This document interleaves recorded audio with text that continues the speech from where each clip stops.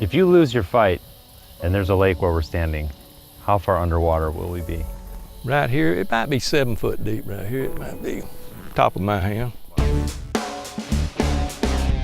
My name is David Schechter. I'm a veteran reporter, and now I work for you. I'm taking real people out on the road to get their questions answered, and you're coming along for the ride. This is Verify Road Trip.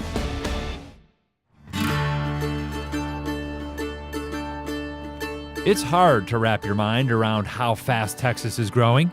By 2050, the population is projected to double to more than 54 million people. And when those people get here, they'll all expect to turn on their tap and see water come out. But Texas is a hot, dry place prone to prolonged drought. So here's the question: will there be enough water for 25 million new Texans? We need to make sure that we're planning for the future for another drought. To find the answer, we're road tripping with Tori Cecil, 29-year-old realtor. She'll be asking her own questions and reaching her own conclusions. When it does come down to the water we need, is it going to be enough to supply the amount of people coming here? I don't know.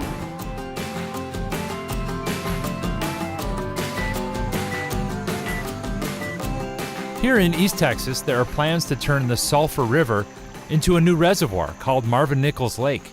Tori, the city girl, is going on a canoe trip with environmentalist Janice Bazanson. We are here so you can see this absolutely beautiful river, and all of this is going to be underwater if Marvin Nichols Reservoir is built. What kind of impact does that have on the environment, losing all the trees and wildlife? It's very rich land, and so it's a tremendous loss. A new reservoir would supply water to Dallas and Fort Worth through a 130-mile-long pipeline.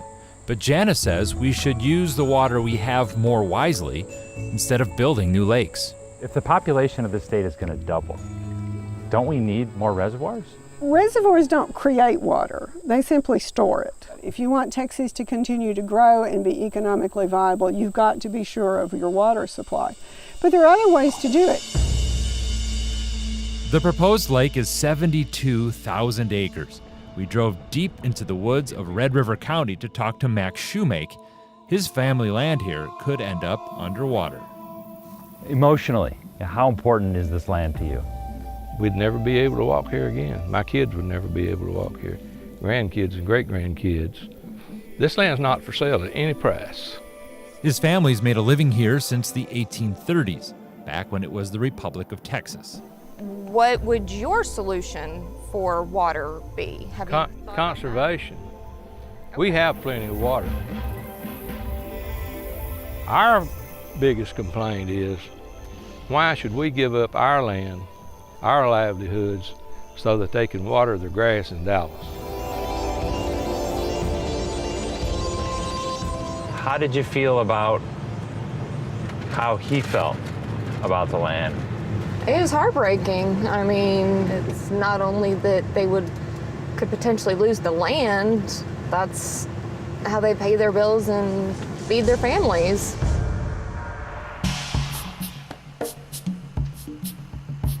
Cities are the biggest water hogs, and Texas has 5 of the fastest growing cities in America, like Frisco. This growing suburb uses a lot of water, but it also conserves a lot of water. Frisco works directly with homeowners, teaching them to use just enough water to keep their lawns green.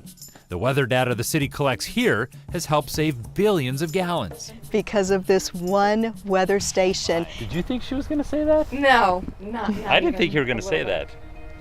It's a lot of water. Hi, I'm Tori. Hi, Tori. I'm Paul. Paul Knippel is Director of Public Works. Now check this out. The red cup represents the volume of water that a typical household in Frisco would use on a daily basis. So the red cup, that's your toilets, your showers, your dishwasher.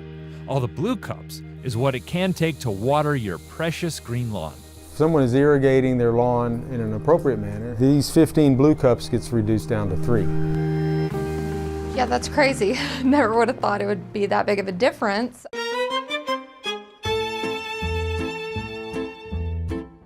Our next stop, John DeFilippo. He's got a natural way to recycle water. Come on through. I don't like this. Okay, so tell us, where are we right now? Right now, we're standing in the middle of the East Fork Wetland Project, which is a 2,000-acre man-made wetland.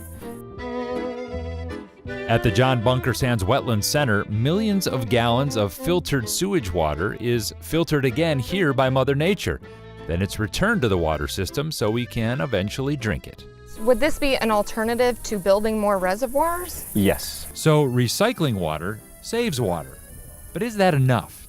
How do you feel about building more reservoirs? I would choose not to answer that question. Really? Why? I think the wetland's a great solution. I think eventually reservoirs are inevitable. But I want to go back to your question. Oh my God, why would you point that out? You're fine. You're fine. You're fine. What was it? That spider, you don't see that? I think Tori wants to get out now. To wrap up Tori's reporting, let's talk to Kathleen Jackson. She sits on the Texas Water Development Board. It decides where future water will come from, with input from local communities. We talked to some people that have land where the Marvin Nichols Reservoir will be. Where is that in the plans right now? Well, I think the question overall in Texas is, where do reservoirs fit? And they're one strategy that's on the table. I guess I feel that you should be forcing people to do more water conservation before you start forcing people off their land and out of their homes. Yeah, it's local communities that come together and they determine what the path forward is.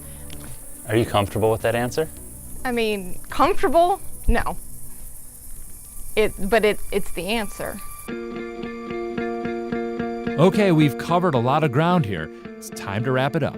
I feel like visiting with Max had a really big impact on you. Yes, that was by far the most eye-opening conversation I think I had. Because while we met Max, and we don't want to see him get forced off his land, there's Maxes everywhere. And how is that fair? Because I want to water my yard an extra 3 times a week? What was our question? Will there be enough water in Texas for the future? What's the answer? Yes. You believe there will be enough water for... I do. It'll be here. I mean, that I believe at this point. I don't like the cost that may have to be paid for that water. And with 20 to 30 million new Texans on the way, the cost could be high. But don't take my word for it. Take hers.